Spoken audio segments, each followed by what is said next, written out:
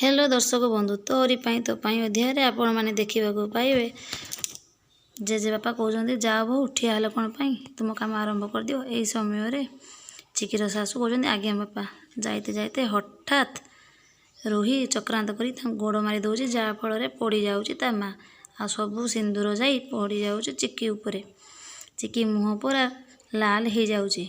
यह देखी जेजेबापा बहुत विरक्ति प्रकाश करिसेंती आ कहउचंती या कौन कल बहु। यही समय माँ आश्चर्य हो जाए चिकी मुहर लाल रंग पड़ी था तो सी क्या भी चाह पारना मुँह सारा लाल हो जाए। रोही कहते सॉरी जेजेबापा मो पादटा खसीगला केतबेले मु जानी पाइलिनी मत क्षमा कर दियंतु जेजेबापा। चिकी आस्ते आस्ते चाहवाक लगुच आ रोही मन मन बहुत खुशी होउछि। ए समय जेजेबापा कहते पाद को टिके कंट्रोल रख नहले एमती पड़ू आ केबे भी तो उठी पारिबुनी बुझिलु तू टिके भल से टिके रह।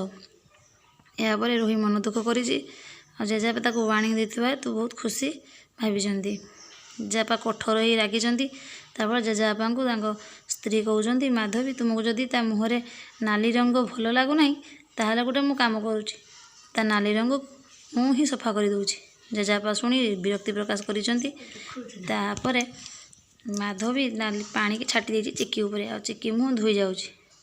चिकी पानी की देखिकी चाह पारना यापर जेजेबापा रागिकी जोरे माधवी बोली डाकिचंती माधवी भी रागिकी जेजेबापा को अनेइचंती। जदि मो भिडियोटी आपण मानक भल लगी ताले मो चैनल को सब्सक्राइब करदेवे। Thank you.